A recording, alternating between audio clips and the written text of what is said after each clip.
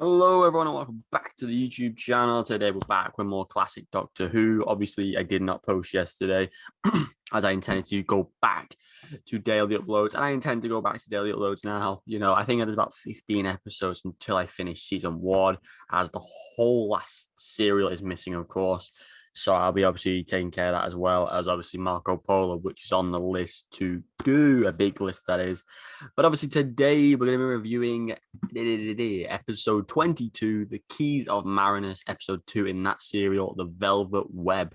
And not really much happened in this episode, but everything about Doctor Who season 1, William Hartnell era, is brilliant.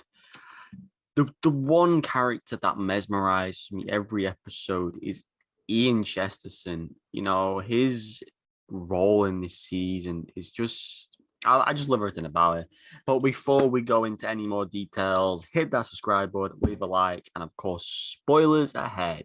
All on BritBox, go check it out. Obviously, there are missing episodes, so be sure to check on Wikipedia which ones are missing, so you can, go on Amazon or eBay to find the respectable books or audio or whatever it may be, so you can catch up, fill the blanks in, or go on YouTube, and maybe people have done it as well on there. Hope you enjoyed the video, and let's dive into episode 22, The Velvet Web. So The Velvet Web is a very straightforward episode. Starts off with obviously Barbara's thing on the floor with blood on it. They go through this door and it opens up to a palace. And I think the concept behind this episode is very cool.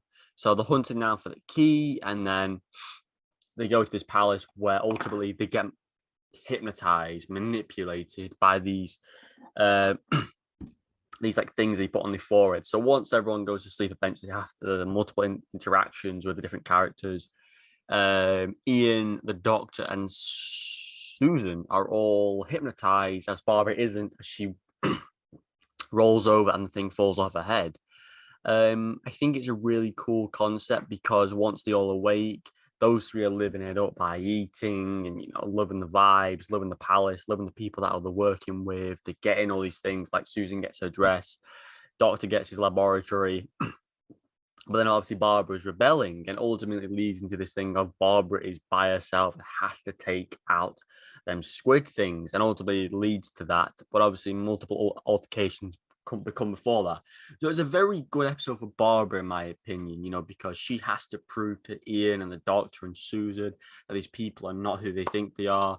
And it's her, through her intelligence. I mean, it's nothing to do with the Doctor, not being intelligent. They've been manipulated, they've been hypnotized.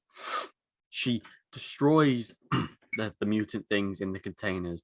She frees the guy and the girl from this possession, who obviously one is the daughter of the guy who's in the tower, and one is a friend of the guy in the tower. And I think that was a really cool thing, because I was watching, I didn't even think about that, to be fair, but I think it's so mesmerizing, Doctor, at times.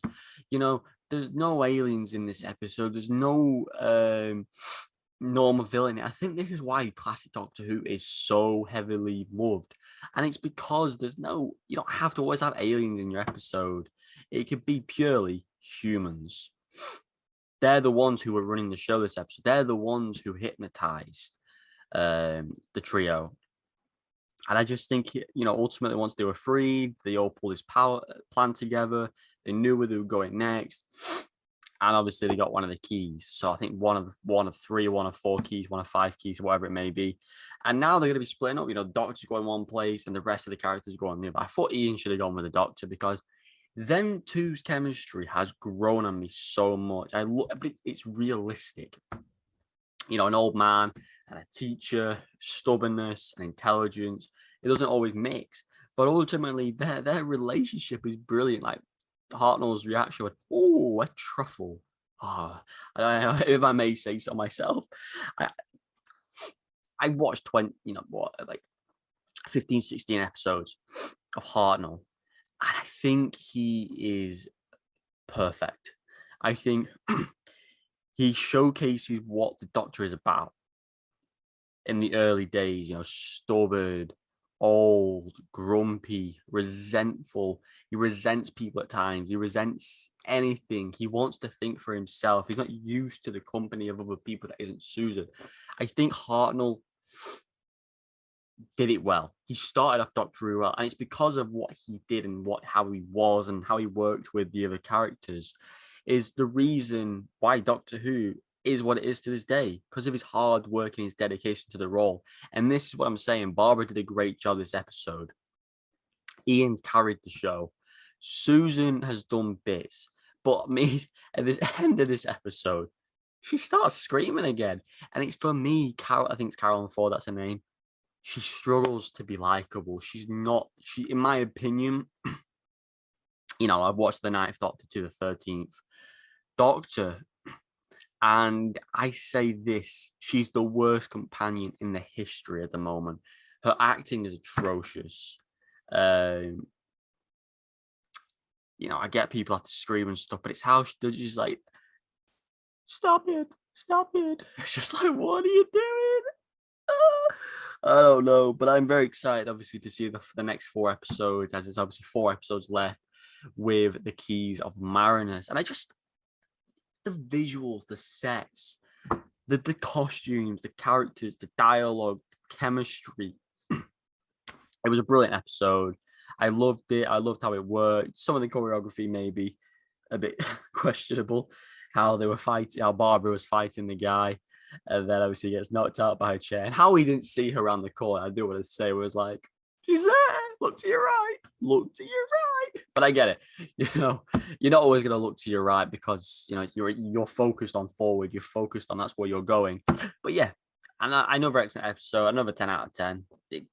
I don't give many episodes of Doctor Who in this season less than 10 because they're all very, very, very, very good.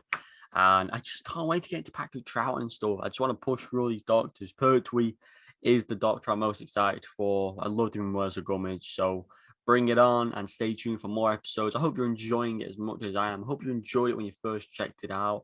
Let me know your thoughts down below on William Hartnell. Hit that subscribe button, leave a like, and of course, I'll see you in the next one. Goodbye.